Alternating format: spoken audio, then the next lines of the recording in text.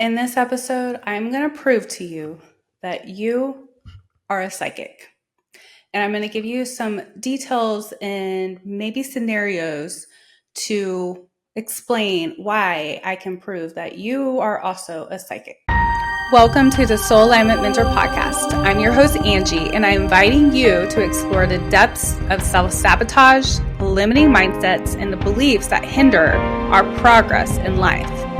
Through intuitive messages I receive from my spirit team, I share profound insights to help you live authentically and break free from these limitations. Join me now as we uncover all the keys to living your best life.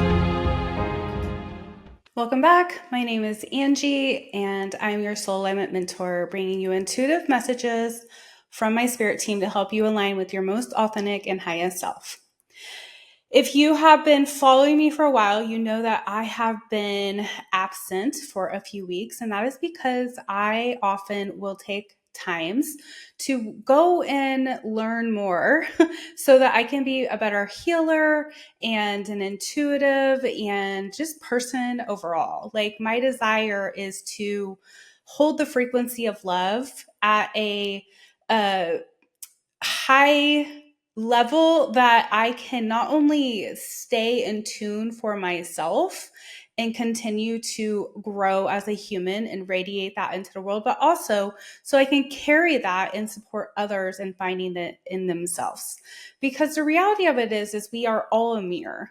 Everything that we see in another person or human that we admire or think is really amazing, we also have that in some type of form. It may not be the exact way that person has it, but everything's a reflection. So if you have found me, or I am working with you as a client, that means there are similarities within who we are that attracts us to one another to bring those positive attributes out. Now, the other thing that is also a part of being a mirror is sometimes we trigger one another. We trigger each other into finding areas of our life that need to be healed or released, or things that are holding us back from being our highest self or aligned with our most potential outcome in this lifetime. And so for me, I continue to look for ways to grow and heal and align so that I can be the person that I desire to be, but also so I can help reflect that back to other people as they go on their awakening and healing journeys. So the last few weeks, I have traveled to another state, to Washington, and have been training to be a hypnotherapist. And I'm excited to say that I did get through that training, and I'm bringing back the hypnotherapy with me to Kansas where I live, but also I will be offering it online in the near future as I continue to grow in this skill. So if you are not sure about that, it is a way to do deeper healing, soul retrievals, helping you to reprogram the ego mind, finding the root cause of some of your struggles. And it's just a different form of therapy that gets you more into the ego's mind to find those blocks that you have. I'm also certified in quantum healing hypnosis, which is a form of hypnosis that Dolores Cannon had come up with that takes you into the subconscious to talk to your higher mind, but also it does a past life regression to discover if there's anything from a past life that is impacting or influencing this current life. And so whether you want to know this or not, but we are all eternal beings. And so it is very likely that you have been on earth before and that there is something in a past life that is impacting this life in some type of way.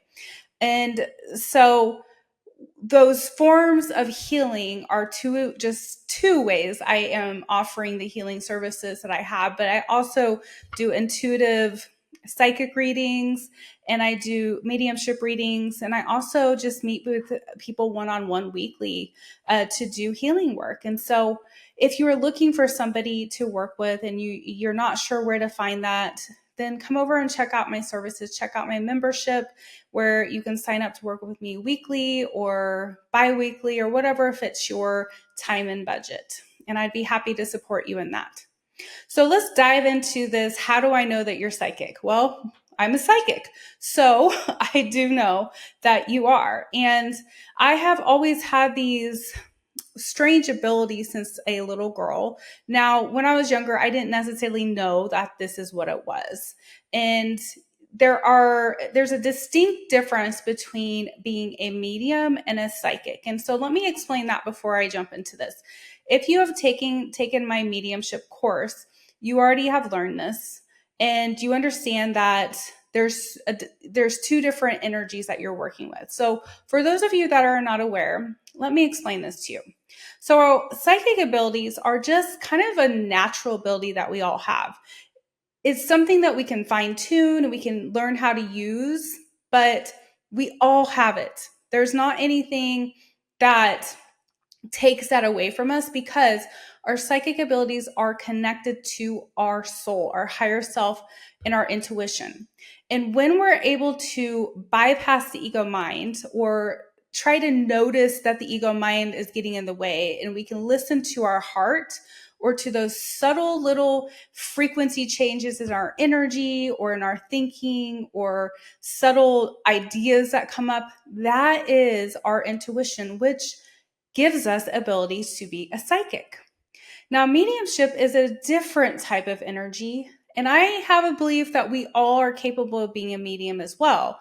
But the mediumship takes a little bit of a different frequency in working with something at a different higher level, I guess I will say. So spirits reside in a different realm. Now, some of the spirits can be in this realm within the energy that we are in, and we may not see them or feel them or experience them, but they can be here. But many of the spirits have ascended and went into maybe the sixth, seventh, eighth dimension. And this is where our guides are, where our loved ones are, where the frequency of their soul resides. And so when you work in the field of mediumship, or you wanting to contact a spirit, you have to shift your frequency and energy into a higher vibration to connect with the spirits in those dimensions. And this is where it takes a lot of practice and work on releasing some of the heavy, dense energy within yourself and raising your vibration to be able to connect with higher dimensions and realms. So we're not going to talk about that in this video, but we are going to talk about the psychic abilities. And I'm going to give you some specific examples to think about and really start to recognize in your life whether you are tapped into your psychic abilities or not. So we're just going to start out with a list. So the very first one I'm going to give you an example of is you suddenly have something that pops in your head. Just out of the blue, you're like, where did that come from? And it's not necessarily something that you have been looking at or reading or seeking out. It's just like, I just know something. Like, I just had this idea that I should do this, or this is going on, or this. That is you being psychic, that knowing that just pops in. And so that would be a clear cognizance psychic ability. So if you have that often, that means something is within you that is a natural gift that you can start to work with and spend time with and develop on a deeper level at a higher frequency. The other thing that you might notice at times is that you could pick up on people's energy really easily. Like maybe you walk into a room and you can feel what the energy feels like in that room. And I think most of us are capable of doing that. It's just like when you walk into a room and there's just been a big fight or something is happening, like the tension, the energy, the density of the energy is really heavy. And so you walk in, you're like, ooh, I can feel something happened in this room just a moment ago. But you might even be able to feel that in situations or scenarios where nothing had happened just moments before. I'll give you a little example of how I tend to pick this up sometimes. If I am out shopping and this has become a little bit more intense for me as I have shifted in my energy, and my psychic and mediumship abilities have grown. But I have a really hard time going into thrift stores. And that is because I can go into these places and I can pick up on the energy of every single human that had those items in that room. And so I know for myself, one of the things that I don't necessarily like to do is go into used stores, used clothing stores, thrift stores, anything that has things that people have taken from their home and they've donated. If I do go into those, I have to do a lot of energy protection and I have to do a lot of energy clearing once I leave, or I can start picking up on that and carrying it with me. So pay attention to, how do I feel before I go in a different place? And then how do I feel once I get into the place? Do I have a different emotion? Do I have a different feeling? Do I feel heavy? Do I feel light? Do I get lightheaded? Like, what happens when you go into certain areas or places? And that's a form of being psychic. The other thing is, you might suddenly hear like a voice pop up in your head. Maybe one of your loved ones that have passed or something, that you might hear their voice out of the blue. Or maybe you just hear just something saying stop or go or do that. It's just suddenly you hear something.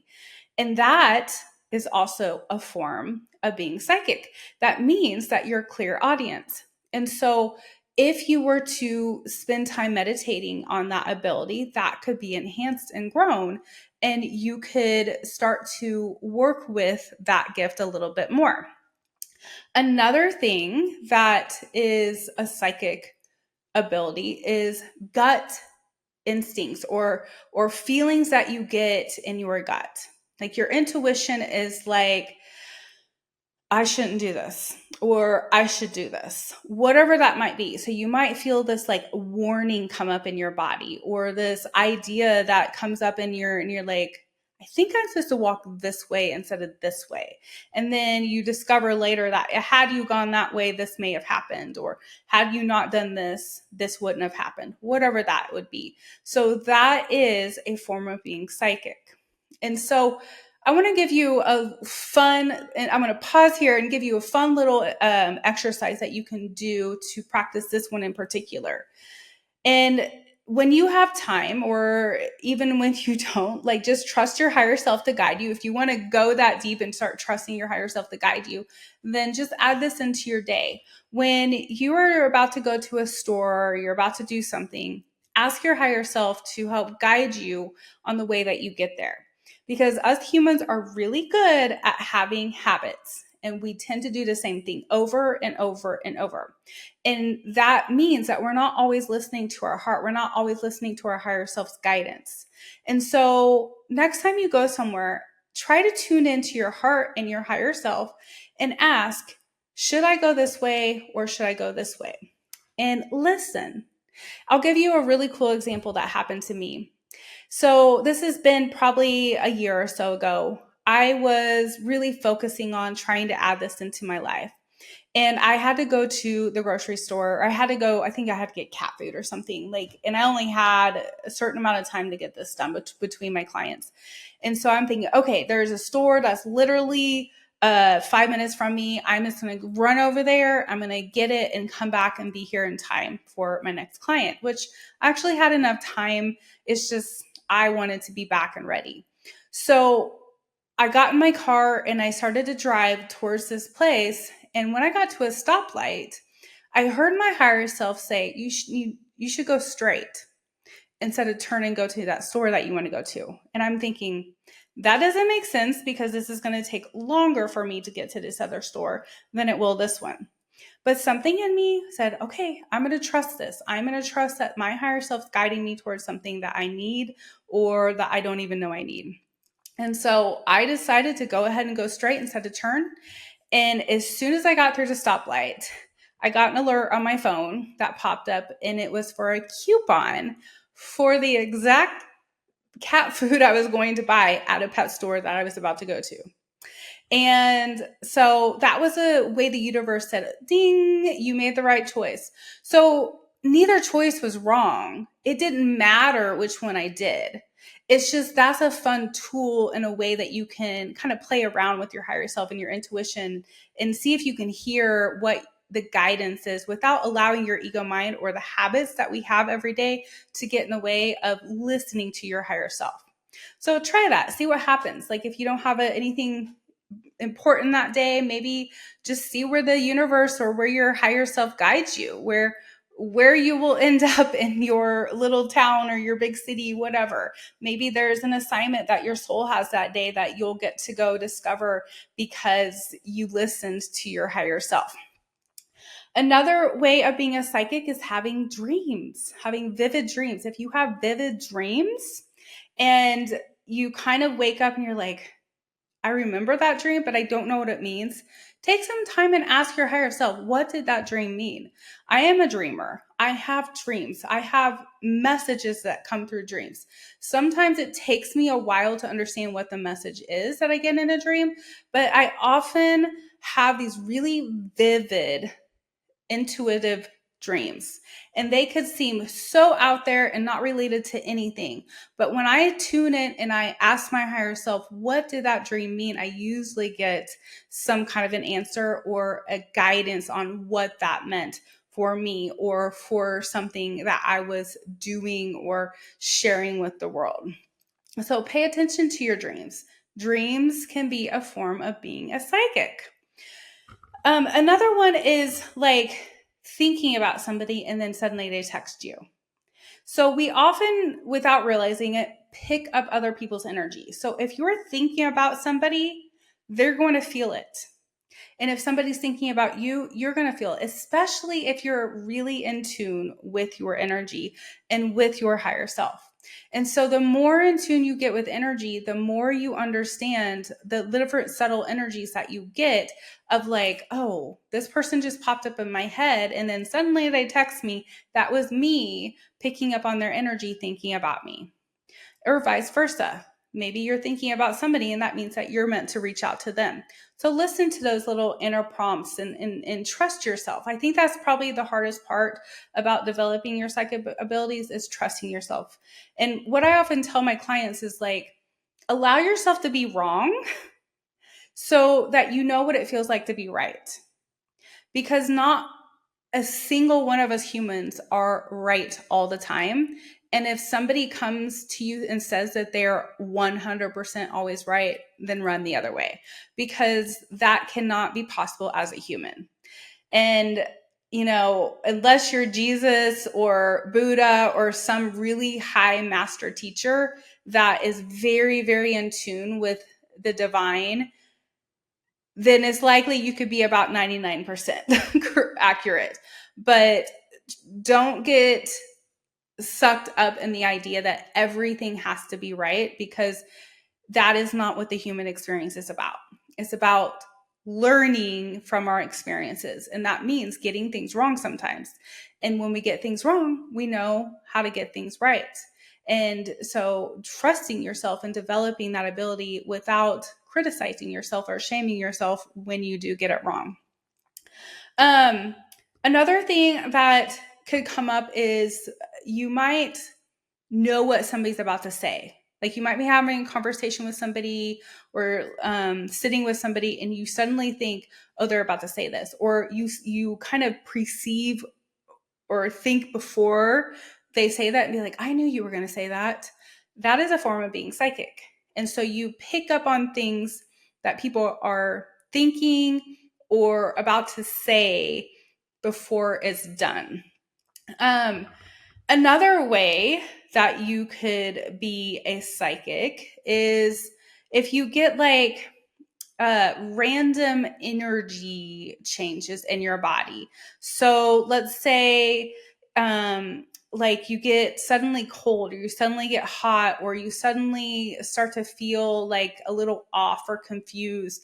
This could be you picking up on energies around you without even realizing it. So if this is something that happens to you a lot, I encourage you to really learn how to manage your own personal energy, because it could be a little overwhelming to have that gift.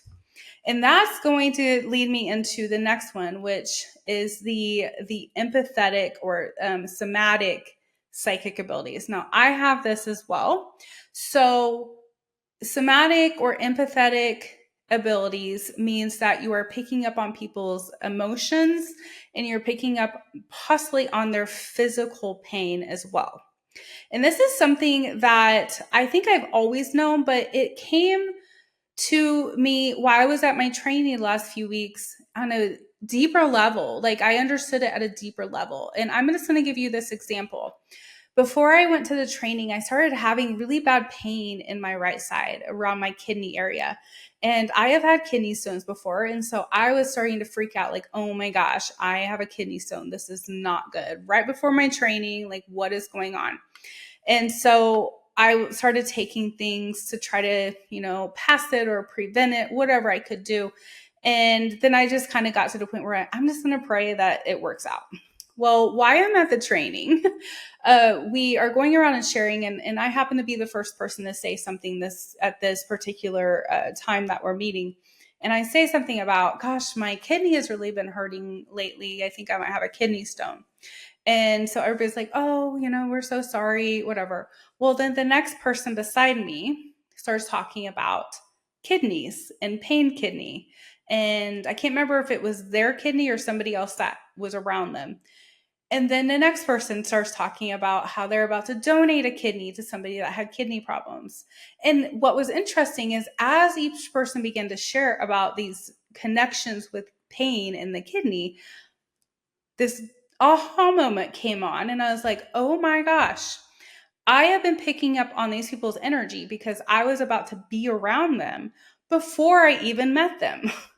And so your body might actually start holding other people's pain because you have this very empathetic and sensitive energy where you are here to be a healer in some type of way, but you may not even know that you're carrying somebody else's pain in attempts to heal it for them.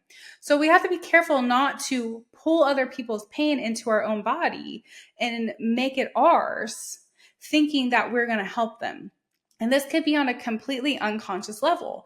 Another example for myself is I've always been very, very sensitive when I see people out in public that might have a disability or might be struggling with something. It's almost like I feel the deep, deep pain and grief that they might have had or they do have. And I can even start to cry. Like if I'm driving down the road and I see something, I could pick that up, I can feel it, and I can even start to cry. And so I have to be very careful about connecting with other people's energy, their thoughts, their pain, their emotions, because if I take that in on my body or in my mind or in my energy, I start to perceive and project that as my own. So pay attention to that if you have that come up. Another thing is you might feel really overwhelmed in crowds. Maybe it's all really hard for you to go to a concert or to go into places that have large crowds. If this is the case, then you are very sensitive and you are going to need to do a lot of energy protection before you go into these places. So I encourage you, if you feel overwhelmed or you feel drained or you feel like really heavy once you are in these places, take some time and do a clearing. Do a chakra clearing. See the energy that you took on leaving your body. And this will help lighten your energy back up and get you back into alignment so that you're not carrying so much energy. It's just like me walking in the thrift store. I can't be around large crowds either. I can be in them depending on what the circumstance is. And like, I know that I have gone to a sporting event and I've been okay, but after I get done, I am wiped out. Like I have no energy. And some people can go to those and be very energized and it not impact them at all. So just see and pay attention to how you feel when you go into different places. Another thing that you could pay attention to is, do animals gravitate to you? Are they attracted to you? Do they just seem to want to be around you? This is a form of being energetically deeply open to the animals around you and naturally tuned into the same frequency that they hold. And animals are a very high frequency.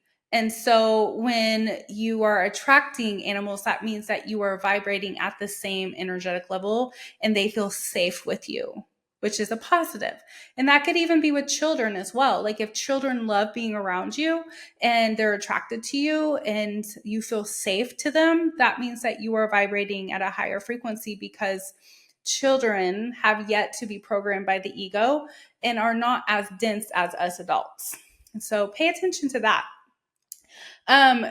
If you have a lot of deja vu experiences, you just kind of have these moments throughout your life, you're like, oh, wait, I've been here. Or I think this has happened before. And it could be that your higher self could be perceiving these things before they actually happen. Or maybe you're remembering past lives or parallel lives. And so that's a form of being a psychic. And then the last one I will describe to you is if you have this deep calling in your heart to be a healer, and you have this desire to help heal other people or the world around you, that means that you have something within you that could be worked on and enhanced within your energy so that you can hold a higher frequency to be someone that sits with another human and helps them raise their frequency. Here's the thing about healers. All healers go through an initiation where they have their own thing that they work on and they heal. And this is why I particularly always encourage people, if you're going to work with any type of healer, especially a spiritual healer, make sure that they are doing their own work. Make sure that they've done their own work, because there's a lot of healers that are unhealed trying to help other healers or other people to heal. And so when you get around somebody that is claiming to be a healer, and they might be a healer, but they haven't done their work, there's only so much growth you can make with them, because they'll take you to the same frequency that they're at, and then you will be stuck. And so this is why, as I have gone through my healing journey, I've continued to seek out people that are at a higher frequency than me so that I can grow and learn and raise my vibration. And I can always tell when I start to feel stuck, because I feel heavy in my energy. My psychic abilities start to get harder to tap into. I start to feel like maybe even more sick, or I start to take on energy more. And so these are things to pay attention to. So if you feel like you are called to be a healer and you want to enhance that ability and you want somebody to help support you, first of all, my advice is to work on your own healing. And that is by finding a healer or working towards something that helps you raise your vibration so that you can step into that calling for yourself. Because in reality, we are all here to heal. Some just for ourselves, others for those around us. So allow your higher self to guide you. Again, if you are looking for support in any way, I have all kinds of options. You can look at my website below and see what resonates for you. Or if you just want to start with doing your chakra clearing, join my chakra harmony course. I will have it linked below. It's called Chakra Harmony. It's very simple. You just go through it. It has frequencies to heal your chakras. It has assignments and journaling.